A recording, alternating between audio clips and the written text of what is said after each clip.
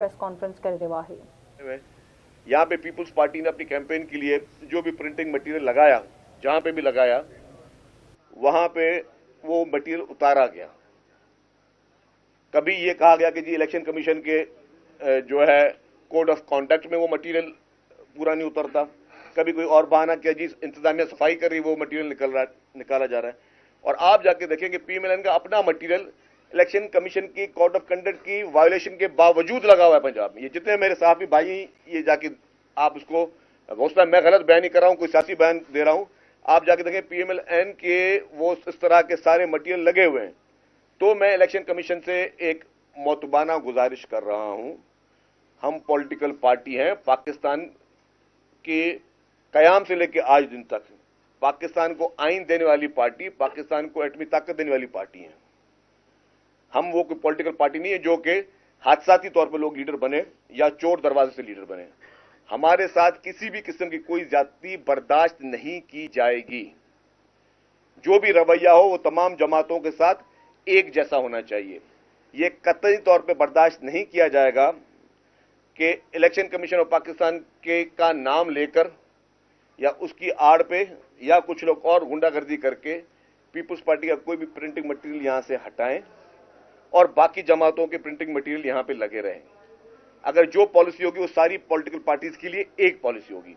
मैं मोतबाना गुजारिश करता हूं chief election commissioner of Pakistan से, पंजाब के चीफ इलेक्शन कमिश्नर से कि बराए मेहरबानी फौरी तौर पर इसका नोटिस लें। पीपुल्स पार्टी का जो भी प्रिंटिंग मटेरियल उसको कोई भी हाथ ना लगाए। और हम नहीं चाहते कि एक पुरअमन माहौल को, हम चाहते हैं कि सारे पुरअमन माहौल चले, लेकिन इस तरह की ऊंचे हथकंडे बर्दाश्त नहीं किए जाएंगे। मतलब एक शराफत से पीपुल्स पार्टी चलती है। पीपुल्स पार्टी की शराफत को किसी भी सूरत में पीपुल्स पार्टी की कमजोरी ना समझा जाए।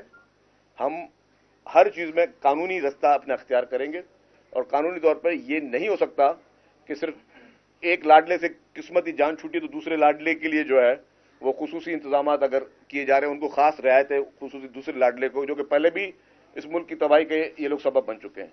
इन दोनों लाडलों ने इस मुल्क को आज इस नौयत पे पहुंचाया है, चाहे वो पीटीआई हो जिसने तबाही के किनारे पे पहुंचाया, फिर बाद में पीएमएलएन, पहले भी और अभी भी जिस तरह से उन्होंने इकॉनमी की तबाही और बर्बादी की है, इसकी जिम्मेदार इस मुल्क में पीटीआई और पीएमएलएन है। तो किसी भी सूरत में इन दोनों जमातों के ये काले कारनामे जो हैं उसका खमीजा ये कौम नहीं भुगतेगी। अब कौम जो है वो 10 पॉइंट एजेंडा जो कि चेयरमैन बिलावल भुट्टो जरदारी साहब ने दिया है, वाहिद उम्मीद है इस मुल्क की अब वो 10 पॉइंट एजेंडा, उस 10 पॉइंट एजेंडा के अलावा इस मुल्क का कोई सर्वाइवल नहीं है।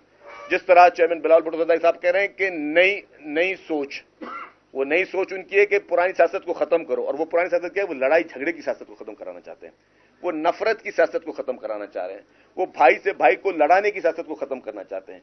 वो ये सियासत को खत्म करना चाहते हैं कि ये नहीं हो कि एक शख्स जो है जो कहता था कि मैं इसको पूरे पाकिस्तान को जेल में डालूंगा, इसको जेल में डालूंगा, उसको जेल में डालूंगा, इनसे जेल में ये तकलीफ दूंगा, इनसे ये मैं ये जुल्म करूंगा, जो कोई